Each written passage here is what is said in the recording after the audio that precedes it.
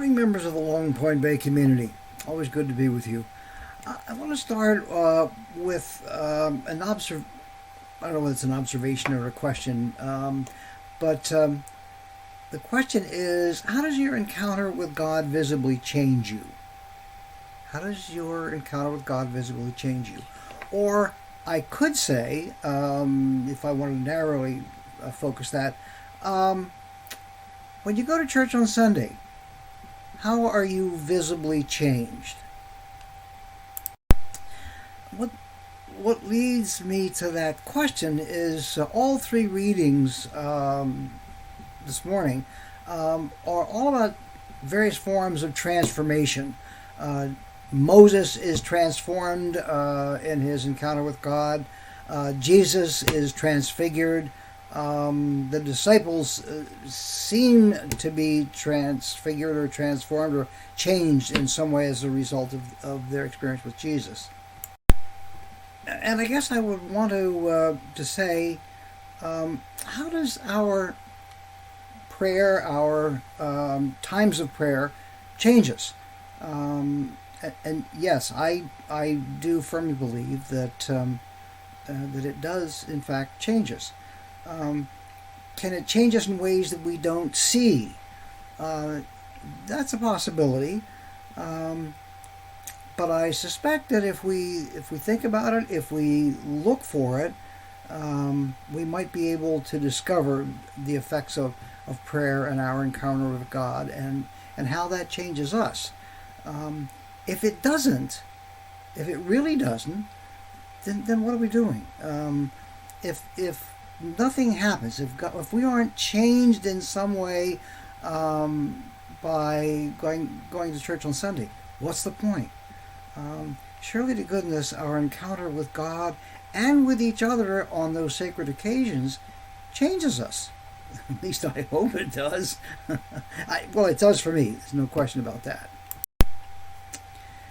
And I always try to ask myself some questions around my religious experience, my prayer experiences, whether it's private prayer or whether it's my experience on Sunday, and that can be if I'm officiating in some capacity, or if I'm simply there as a participating parishioner. I would ask myself, what did I experience? What was that experience for me? And I try to distill it down to something that's concrete, or something that struck me, or something that made an impression on me. What did I learn? And that may take me a day or two to kind of figure out, was there something that I learned? And no Sunday experience is ever the same, at least not for me. So the answers are never going to be the same simply because I'm asking the same question, because my experience will be different. What did I see today that I hadn't seen before? Or what occurred to me that had never occurred before? So it's a way of asking, in some fashion, how have I met God? Or how has God been poking me? And try to learn from that. And I want to go to a story that I'm sure you've heard me tell before. It's probably one of my favorites, simply because it's incredibly illustrative of experiences that I'm sure that one time or another we've all had. And that's the story of the young student and the rabbi. And there was a young student who was going to university for the first time, and he was really keen, as most of us usually are, when we're going to a new learning experience, about all the possibilities, the things we can learn, the ways in which we can grow.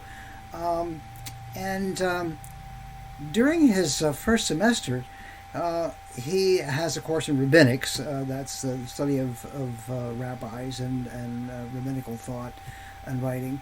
And he has a chance to take a class with an incredibly astute, compassionate rabbi. And he's really impressed with the sensitivity of this rabbi. And the depth of that rabbi's perception of things that the young student had been taking for granted. And he really thought, I would really love to see the world the way the rabbi sees it, and experience things the way the rabbi sees it. At one occasion, he's walking along one of the paths on the university campus, and he happens to meet the rabbi, who invites him to continue to walk with him. They're going in the same direction. The young student tells the rabbi how much he really has appreciated what he's been learning and the rabbi's perception. And he says to the rabbi, Rabbi, is there any way you could teach me to be as sensitive and as perceptive as you are? And the rabbi looks at him and he smiles and he says, when the semester is almost over, and we're almost there, come and see me, and I think we might be able to set something up. So when the semester ends, the young student goes to the rabbi, and the rabbi says, come and spend a month of this summer. Do you have the time? Yes. And spend a month with me, and let's see what we can discover together. So the student goes and spends a month with the rabbi. At the end of the summer, and he grows, he learns, and at the end of the summer, they are both walking along one of the university paths, and there's traffic going back and forth, and students going around, and suddenly the student hears the sound of a cricket. In the midst of all this, here's the cricket, and he looks around and he says, nobody else is hearing this. And for the student, it's really so loud. He grabs the rabbi's arm and he says, Rabbi.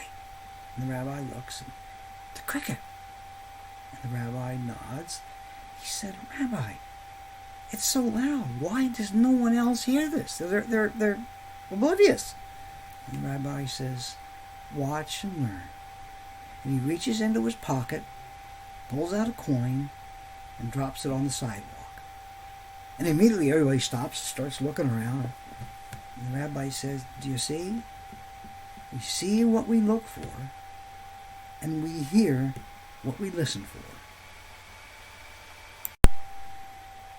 So my prayer certainly for me all the time, and for all of us, is that we don't take the presence of God for granted.